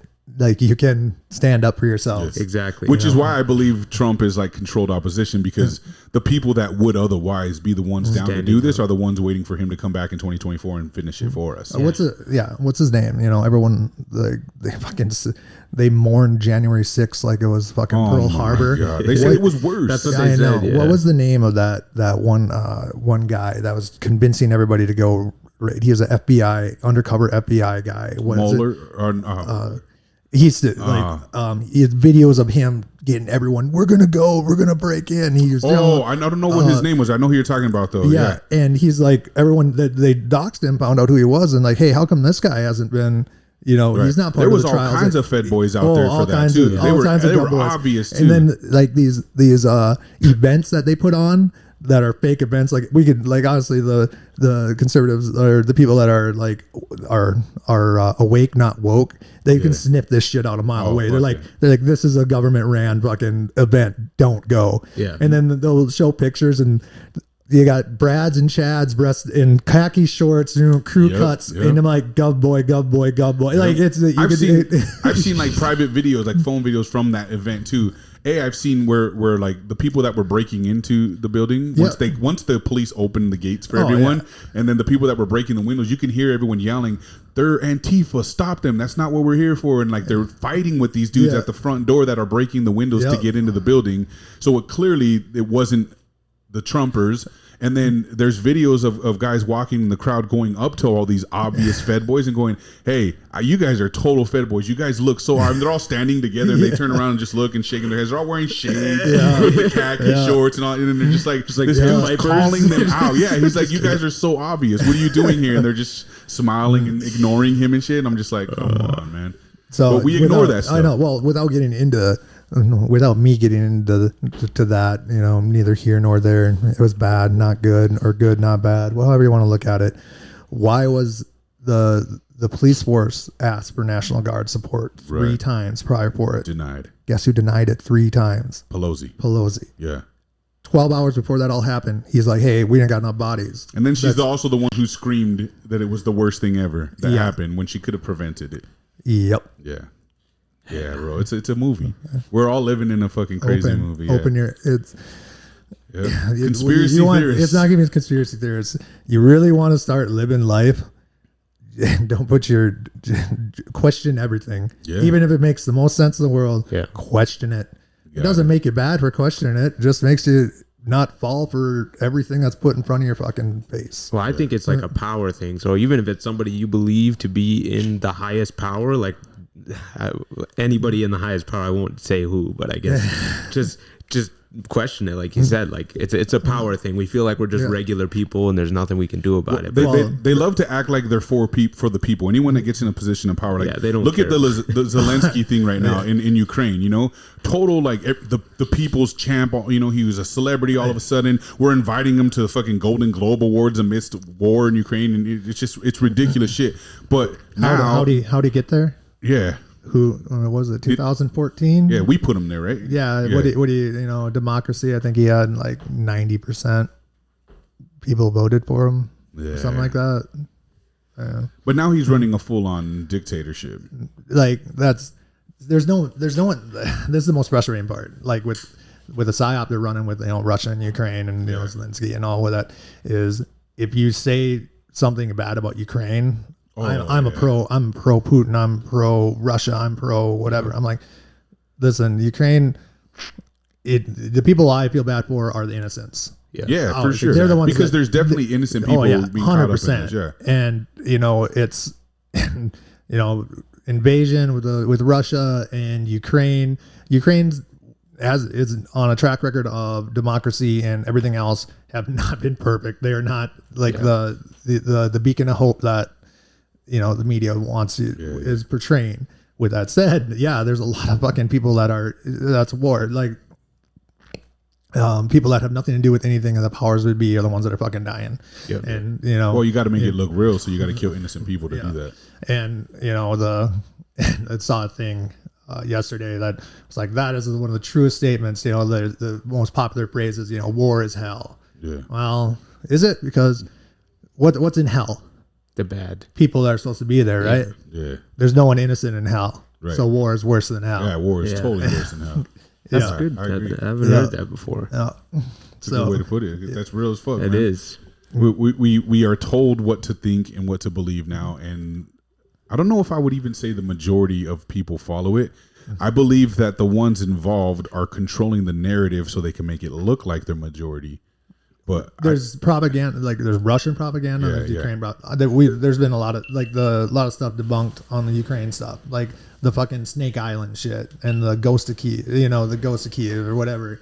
That's all been debunked. That was all like hot topic stuff. The fucking Snake Island guys saying, "Oh fuck you," and then they get bombed. Well, no, they actually got captured. Like They weren't bombed at all. Or Russia saying they've only gotten 500 casualties. Well, actually, the number's closer to like 10,000. Like there's propaganda on both sides. But but if you're only allowed to talk about the one. Yeah. Like that's what I'm saying. Where that's this question shit.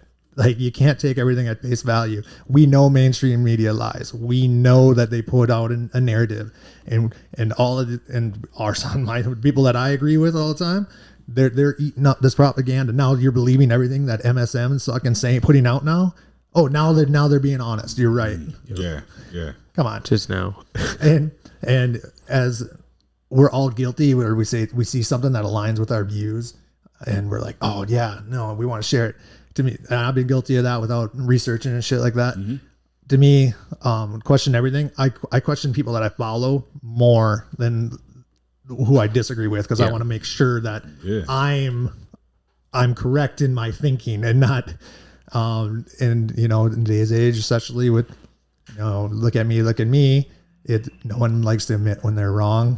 So they'll just dig their heels in and keep going. Yeah. So, but if I find out my view was wrong, I'm be like, fuck, okay, I was wrong. That's the difference is that I think most of us will own when we're wrong, where the people that are opposing us right now, they'll never back down from their belief system, or even when they get proven wrong, or you can show evidence and facts and data and research and all this stuff, and it just don't matter. And that's one thing too, that even fucking data, you can manipulate. You can manipulate true data. If there's one class that held memory is a methods and statistics class that I took, is and she proved it to us too. She was a pretty good professor. Is you can have legit data, legit research study, and you can tweak it to make it look like to your narrative. You can have the same study and you can tweak it with wording or whatever to make it more valuable to whatever your point of view is. Right. So even fucking studies and data, you have to be like, okay, is this actually, in the information, world we live in now, there's more misinformation or, psyop type shit ever. So, I'm just doing the question everything, put my head down and keep fucking living my life and looking out for family and friends. Exactly. Yeah. That's all you can do. That's where it's at. If everyone played that role, I think we'd be on the same page as revolting. Yeah. Literally, because so many more people like me. I struggle. My family, there's people in my family who think I'm different because of my views on everything that's going on, my political views, and my support for Trump at the time and things like that. I've been called racist. I've been told I live in Fargo, North Dakota for too long, and I become one of them, whatever that is. I think they're referring to white people, but I haven't quite nailed that one down, because once they get into that shit with me, I'm just like, all right, cool. I guess you're on your own. Don't come knocking on my door for answers when the shit unfolds, though, because I'll be protecting my immediate family at that point. And once you don't come looking for me for meat when they just have artificial meat for you to eat at the soup. When that's all that's left. Yeah. Dude, and there's another one that's kind of going on too. That's been under the radar. They're like calling like all kinds of, like right now, like a couple 100,000 chickens have been killed or something. No, one millions. was infected. It was millions. Yeah. It was millions. And I saw this article and I literally said, look, they just announced that there's going to be a food shortage. There's going to be an egg shortage. Yeah. And just this week, bro, there was an egg shortage being shown all over the news. And I'm like, call that shit. Like, it's so obvious when they're about to impose something on us, because they'll put it out there real quick and they'll leave the narrative. You're thinking you're coming up with it on your own. You're like, oh shit, that was their game plan all along, though. So do away with kill off millions of chickens because you found a bird flu or some shit. One with a bird flu. Yeah, and so they kill millions, and I'm just like, okay, but now that's going to lead to a shordage of chicken and eggs. And, bro, Chick-fil-A, they're announcing too, hey, we have a supply chain shortage. Too much chicken for that. Some food might be made differently or not what you're used to, and it's just like, whoa, this is crazy. Like it's everything you could think of. It started with fucking toilet paper. Oh, I know. That was like the trial run. Dude, I had like that was like the first thing that when that I put out. I was in the store watching all these people were just filled with the carts with fucking toilet paper and paper towels. Made no sense. And I'm looking around, and I made a little video. I'm like, this is why I have all the guns and ammo I have. This is for toilet paper. Imagine what happens when there's no food on the fucking shelves. These people right here, these are the ones that you're going to have to protect yourself against. The last thing they're worried about is wiping their ass. It's so crazy. Yeah, like that was, you saw the panic over fucking toilet paper. Now imagine you go to the store and you can't get food. Yeah. Oh. Every restaurant you go to right now, they're short on something. Yeah. If something's not on the menu, or something that's on the menu isn't actually available because of a supply chain shortages. Yeah. Every industry you can think of has a supply chain shortage right now. This is on purpose, man. 100% on purpose. It's just the craziest thing. That's what I was saying. Even without that's what I'm saying. You want things to run efficiently, I can deregulate and get the government out of the way, and shit will fucking flow like it should. How do you think we get there, though? Stand up, say don't care. Yeah. Like the truckers have been doing a good job on their own. That's like the start of it. We're not going to halt, and it's even the ones that are vaccinated are in line with the people that aren't. There's like. Here's the thing: a lot of people that don't know truckers, like I've been in the industry for much of my life. A lot of over the road truckers are kind of, I'm not gonna say shut-ins, but they're not really. They don't like being really a part of the general. So they like being like out on the road and being on their own. Right. And when you start telling them that what they can do, what they can't do, that's what's gonna piss them off, and that's what it did piss them off. Right. And I mean that's the trucking industry is hurting the way it is before all this shit happened. So. Yeah, that's definitely like regulating it more is not going to help the supply chain. That's for damn sure. Right. Because everything gets transported by truck. Right. Like everything. Yeah, those guys make the world go round for us, man, for sure. So, for it to help is just no mail-in ballots for the midterms. Yeah. Oh, they've been working on that one nonstop though, man. I mean. And people want to say there wasn't any fraud. There's a lot of ballot harvesting that went on, and in states where they were only won by like 10,000. Yeah, a couple thousand ballots here and there. That's It's going to switch them. Yep. Back in the presidential election, my vote for Minnesota didn't get counted. When they were talking about that, and they're like, go check, go see if your vote was counted. Yep, Here in Minnesota, my vote was missing. I looked it up, and it was not counted. Yep. That's crazy. I did look mine up. I was tracking mine in Nevada, and it finally was like 3 days after the 100% count was done. And I actually called in and asked for it, and they said that they took my social and couldn't find it or some bullshit like that. And then I posted about it, like, hey, everyone go look. This is how you track it, where your vote's at or how you're voted. I think that's why I did it too. I saw your post. Yeah, that's right. I'm like, mine wasn't counted. Maybe it took that long for it to register through the system. I don't know, but like that was a little fishy for me. And actually, I went there and I was registered as a Democrat. Weird. Like when you're pre-registered, like as like your card that you get. You guys in Nevada, you have to have a voter card, and mine came as Democrat. Why am I a Democrat? I'm not even Republican, but why does it say I'm a Democrat? Because there's another thing. Just because I'm not a Democrat doesn't make me a Republican. Right. Everybody. Like, I think that's a bird of the same feather right there. Yeah. You don't have to be affiliated to a party. No way. No. Yeah, I feel the same way, and I've been called that when you have a certain stance or opinion about the things that are going on. That's the first thing they say. Oh, you're a Republican. I'm just like, nah. Actually, I never gave two fucks about politics whatsoever until this last presidential election. Same here. And I went deep, bro. I was like, okay, I got to know what the fuck's happening here. Because like I said, they were painting the picture of Trump being this horrible guy. Now, me, where I come from, I remember Trump being idolized by my culture, bro. Like he was a filthy rich billionaire who was banging prostitutes and porn stars and shit, and he was in every rap video in the fucking 90s, and every fucking athlete loved this dude. He was in Home Alone. Yeah, like he was. But I mean, the guy was idolized by my culture, literally. It was like, oh, he's a fucking pimp. He's got a pile of money, and then all of a sudden they were like, he's racist as fuck, and I'm like, what? Since when? Since every black celebrity and brown celebrity, every minority celebrity I could think of was cool with Trump and supported and thought he was just like the pimp. Like even Snoop Dogg. I remember Snoop talking about him. They do skits and rap songs back in the day where Trump was the man. You know what I mean? He was the man. Now all of a sudden he becomes a politician and they're like, he's racist. He's bad for this country. He's trying to destroy America. And it was just like, dude, they know. Buy it. I was like, they know the sexy words to use to get someone. They know turn into race, turn into sex, turn into some kind of LGBTQ, whatever. Turn it into something like that, and you'll get instant reaction from everyone. They'll think with emotions and not slow down. And that's MSM for you. Yeah, it's bad, man. It's bad.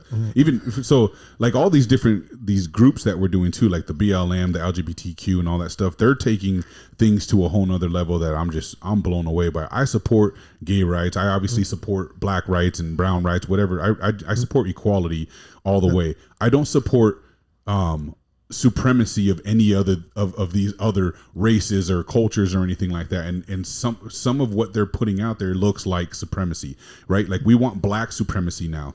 We want we want everyone to accept the gay culture, the LGBTQ and whatever else they add to it. And the biggest one for me is they're trying to make pedophilia a sexual orientation, and that blows my fucking mind that's even considerable for any human. What's it called? Minor attracted adult. Come on, you can call it whatever you want to call it. You're still gonna get shot in the head. Fuck, bro. Like that's just you don't cross that line. You don't normalize that shit. There's just no doing that. Cain Velasquez. Yeah, there you go. That stuff is anyone who supports that, and since LGBTQ does, I say fuck them. Fuck that organization, man. In that I gotta hope that's like the fringe, right? But if the same thing as like anything. If you say one thing, well, I support, LGBTQ, but I don't support that. Well, what do you mean? The fringe is gonna call you out, and just, I have a gay pride flag, if you will, hanging in my gym, and I've had several people question, well, why the fuck do you have that up there? Well, I'm like, why not? Yeah. And I have every other fucking country flag in here as well too. I support that. I support their right. I support their equality, their freedom, all that shit. I don't care if you're gay, straight. It doesn't matter to me. I do care that organization is trying to grab shit that doesn't belong in the same mixture. Yeah, in the same mix. So I don't support that organization. I don't give a shit about that organization. That doesn't mean I have a problem with you if you're gay or whatever the situation, or you're transvestite or any of those things. You could be whatever you want. I don't have an issue with that.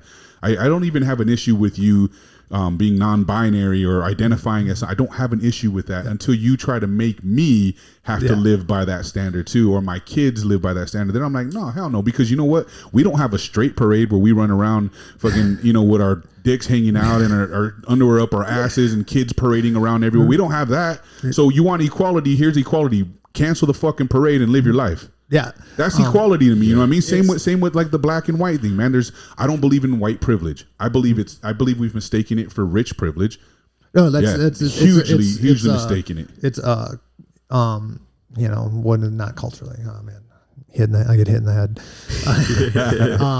It is more money based. What's the word I'm looking for here? Yeah.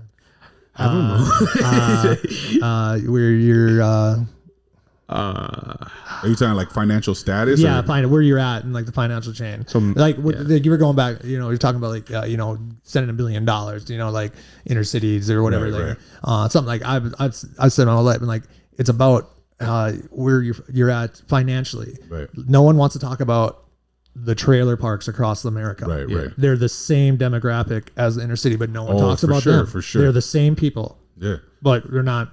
Just like they don't talk about like in every fucking ghetto and project in America, there's white boys everywhere. Oh yeah. I got a whole bunch of white homeboys. Like now, don't get me wrong, they're a different breed of white boy because they're like some of the downest fucking white dudes you'll ever meet.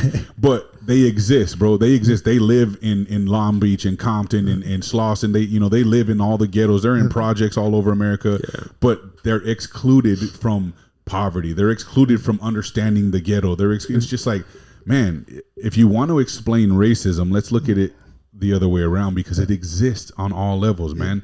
It really does. And to me, it never mattered as much as it matters now when the politicians said, make it matter. Yeah, no. Otherwise, it didn't matter, bro. No. It didn't disrupt our lives. It didn't divide us as a nation like it has today. So how you can't see that we're all being fucking tricked blows my mind. Yeah.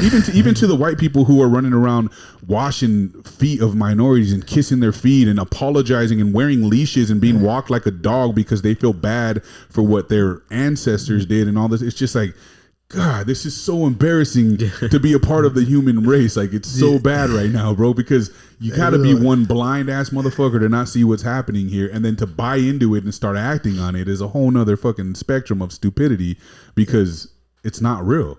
It's just not real. We're not there anymore. It's not like that anymore. Yeah. We're making it that way. It's bad. It's a political agenda. No, man. It is. And we take it doing this, probably taking out of context, but we're making problems. Yeah, we're making problems. Life was so good, we're making problems. Mm-hmm.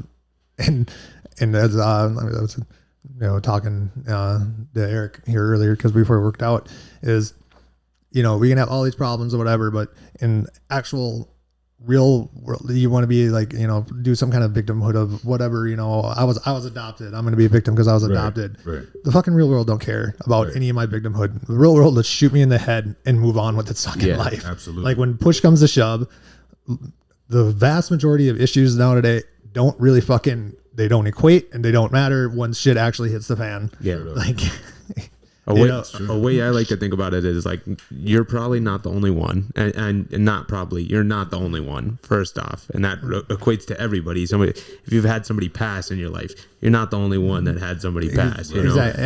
Everyone has some kind of, and that's the thing. Like, there's supposed to be some kind of level to like, that sucks for you, but me, this happened to me, or this is where I'm from, or what. There's like a whole level of, and like the trailer park kid versus the ghetto kid. They're supposed to be someone who's worse off than the other, but the reality of it is, nah, man, it's just a cultural difference. Exactly, but we're still both fucked. Yeah, exactly. Yeah, you said it right there. Like, then they're supposed to be stemmed against each other because of where the differences of where they fucking grew up, but they're in the same boat, just on the opposite end, on rowing the fucking opposite. Right. Yeah. It's crazy times, man. We're living through some weird shit, that's for sure. And you're in the mix of a lot of it. It's crazy. I am. Oh yeah. So, man, we're about an hour and a half in, and we could probably bring this a little bit to a closure. Do you have anything more critical you want to get off the table? I know you wanted to ask him a lot of questions. I think I'm all good. I think the main thing I was wondering. He had asked me a lot of questions. He's only asked me like one. Well I don't know. He's had a lot of dialogue with you more than he's had on most episodes. I'll say, yeah. I'm usually just to sit in third to keep the conversation rolling. So You're the comic relief. Yeah, and I laugh. I'm here for the face. I did want to know. What happens to people when, and if you can answer, what happens if somebody is not accepted for their exemption in the military? What do they get dishonorably discharged, or how does that work? All right. As it is right now, I think I had it screenshotted, but it gets Pragoed all the time. It's Gumby. It's changing as the fucking world turns. But as of now, the directive that was put down is if a service member in the Army, I can't speak for Marines, Navy, or anything like that. This is just the Army directive. And I don't even think they've started separating people yet. Like they were supposed to start doing it months ago, but they haven't yet. They're trying to get more of them to vaccinate beforehand. I'm pretty sure. Yeah. But if you're doing exemption, if you're just doing it straight up, I'm not taking it, then you're going to get GOMAR'd. Don't ask me to. I've been out of the military a while. I forgot what a GOMAR actually stands for. Fucking acronyms in military, I tell you what. Okay. But it's not good. It's basically you get reprimanded by an officer, by your officer, and that will basically change it from honorable discharge to a possible general discharge. But you can't go, as it stands right now, you can't get anything under than a general discharge. Okay. So no dishonorables or nothing. Yeah, you can't get a less than honorable or dishonorable.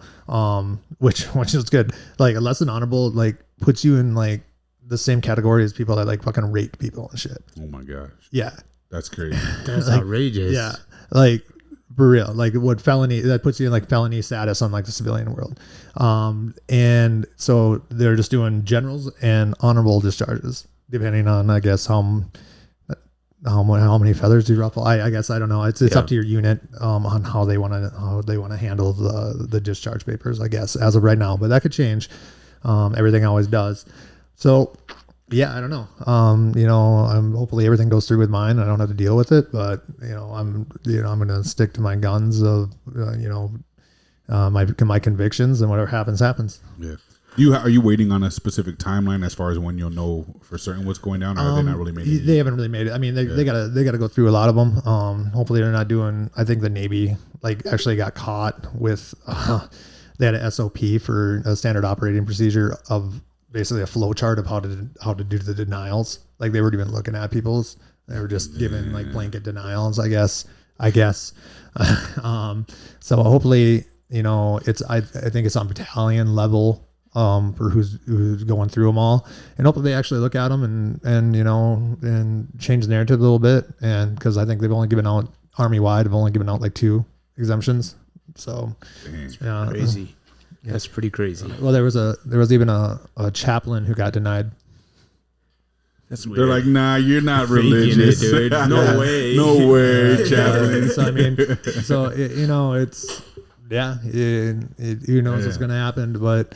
Yeah, that's as of right now, that's how it's going, and that's, I think, honestly, that's fair. Yeah, that's some at the very least, some kid doesn't want to take it, and there's no sense for him. They separate. They'll give generals for people join. It's not for them. And it'll take them a while to get separated, but the military separates people that don't want to be in, that are just not, it's not their fit and stuff, and they'll just give them a general discharge. Not going to ruin their life. And I think that's the route to go as well. Yeah. Are they accepting medical exemptions then? They are. They actually, they've accepted I think 2,800 medical exemptions. Okay.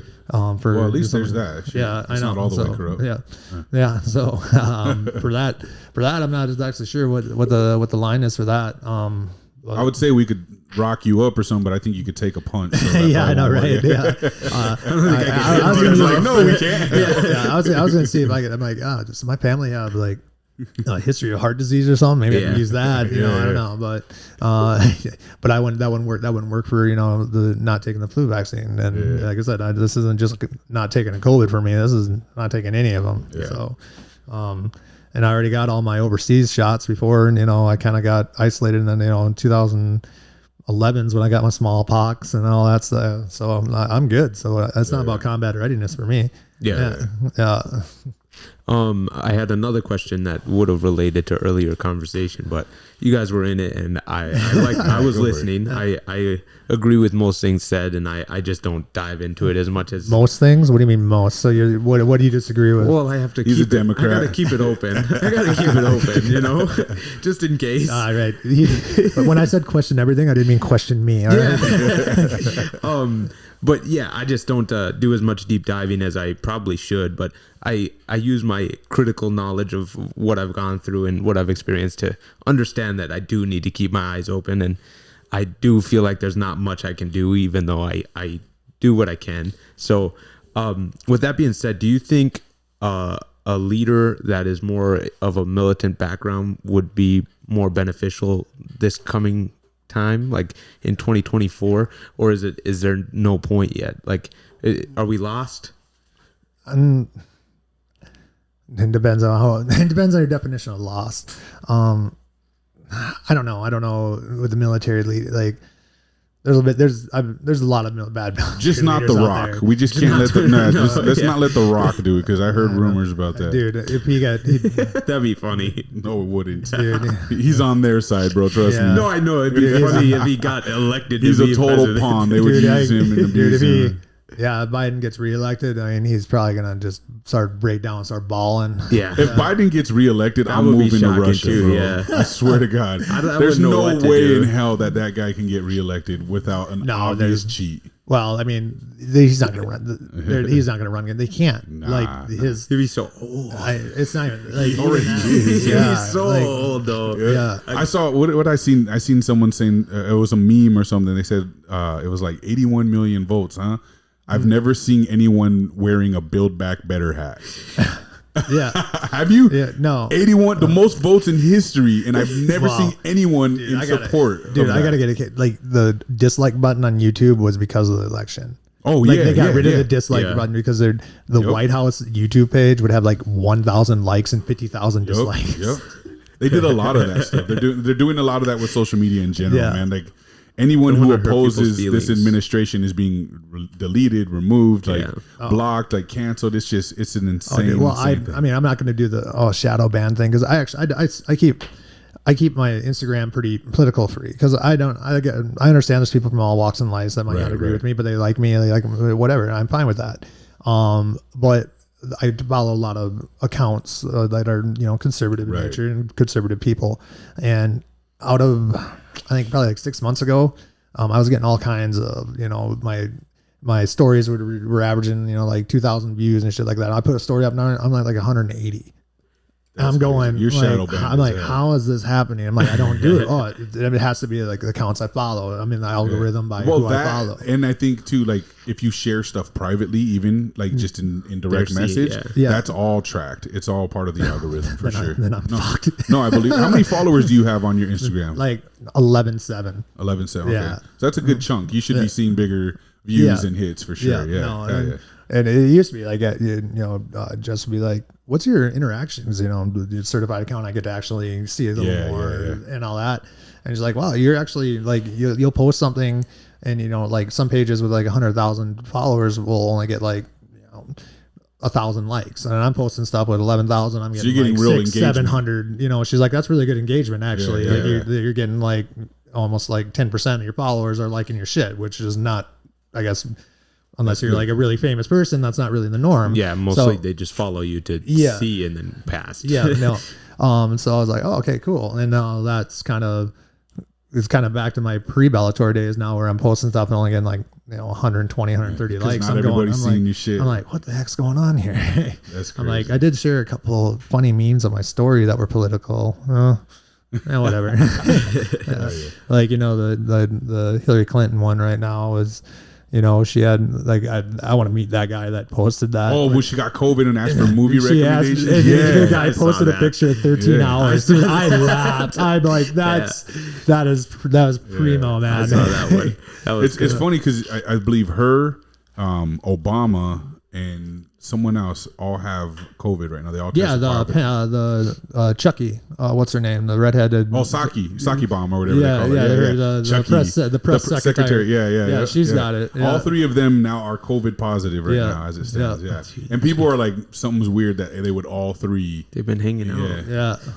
I don't know, but see, I thought it was weird that Hillary was asking for movie recommendations when she should be dying right now. Yeah, right. Hold on. She thanks the vaccine. Otherwise, she would be in the hospital because there's definitely a way to know that. Right. That's the thing I hate the most. Even my girlfriend and I argued about it. It's like, oh, if I would have got the vaccine, or if I wouldn't have got the vaccine, I would be way more sick right now. And I'm like, come on, there's no way to know that. There's no way to know. It's crazy. There's no proof of that whatsoever.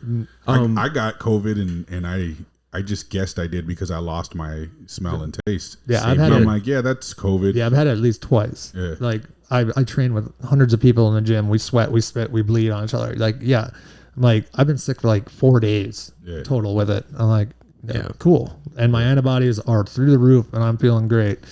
And, back on like the girl, I have friends back home who, or around back home, I guess, who like has like their wives are nurses and stuff. And they got COVID, but they also have livestock. So they used, obviously, they have cattle. So they dumbed it down. Like they're nurses and they're like, no, we're going to take ivermectin instead of going in. Yeah. Like, and they're over it like instantly.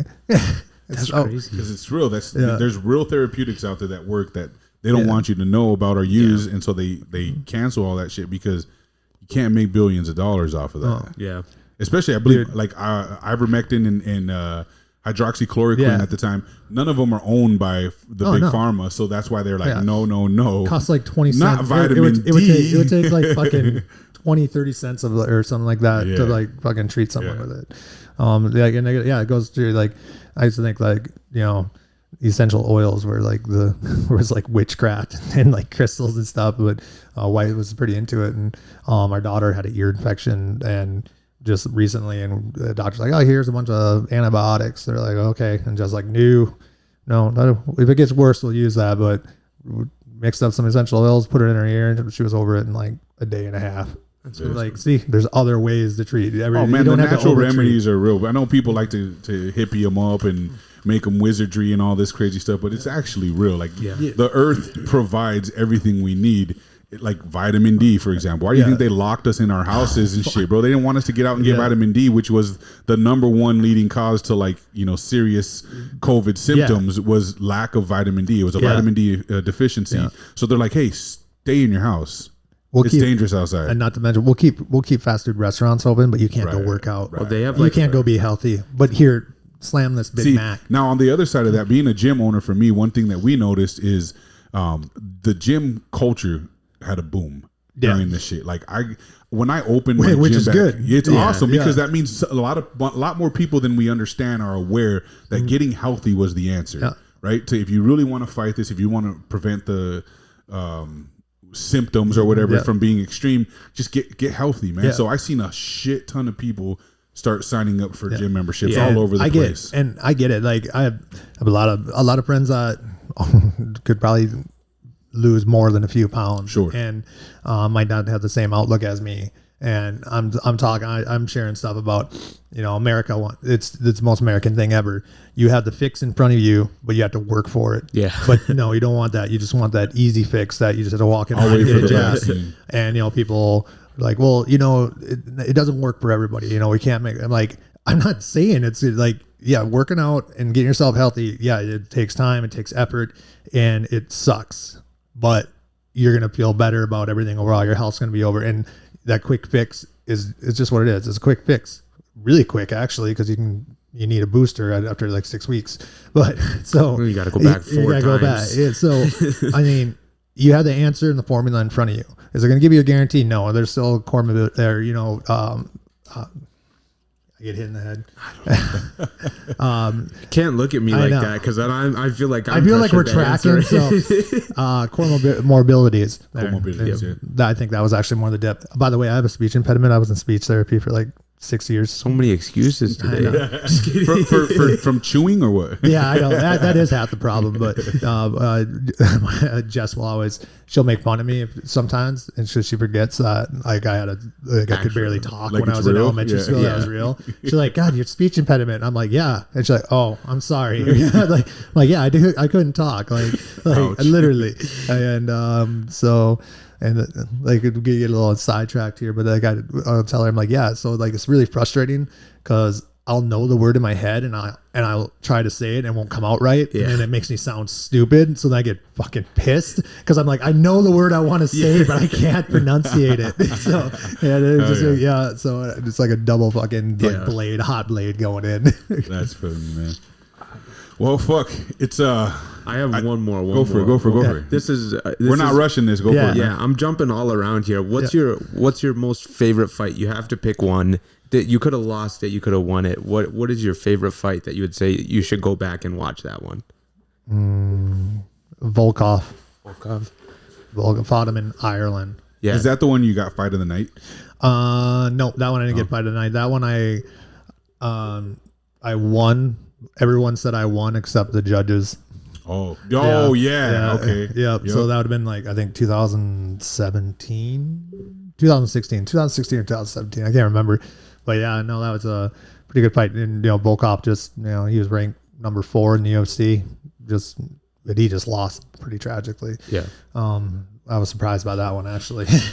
But yeah, no, that one, was same. They were talking up Volkov because he was a former Bellator champ, and the UFC signed him, and they threw him at me, and I was supposed to be a nice, easy fight for him. And yeah, that one, that was like the first fight where I was like, I'm going to throw some hands or whatever, see what happens. And, and ended up flooring him and rocking him a couple of good times. So that was a fun fight. That's good. Well, so go back and watch that one, guys. I'm going to definitely do that. Well, to piggyback off that question, then, who is the favorite person or the biggest name that you've gotten the chance to fight? Oh, Fedor. Fedor? Yeah. Then behind him, it would probably be Volkov. Tibera, who I beat in Croatia. I think he's ranked like 8th in the UFC right now. That was a good fight. And then maybe Mitrione for name power. Okay. Mitrione was pretty well known. Then my first UFC fight, I can't pronounce his name. I forget. He's from Dagestan. He was a Dagestani guy. Okay. I think he's ranked like 12th right now in the UFC too. So fought a lot of top 10 guys. Do you miss the UFC? Parts of it. I like the the status of it. Sure. I think that was actually a thing. My first couple fights in Bellator were just shit because I had like there's some people that call it something like where fighters get cut from the UFC and they get other promotions and they're not the same because they're like, I'm not in the UFC anymore, blah, blah, I must suck or some shit like that. And, there was a blessing in disguise. The money I'm making in Bellator, I'd never dream of making the UFC. Right. I hear that a lot about Never UFC. Dream about it. And so I'm like, the people and all that in the UFC, I love them. But yeah, it's I was more of like a number, more of a number there than like a actual person, I guess you could say. And and it's saturated roster, you got guys coming up that will fight for 6 and 6 just because of the UFC name. You can't. So you're like, oh no, I'm not gonna take that contract. Well, see you later. We'll find someone else who will. And easily too. Yeah, just because of the name power. So I think that's where they can kind of keep their pay a little bit lower, maybe because they have all kinds of people chopping at the bit to get fight for the UFC. Yeah.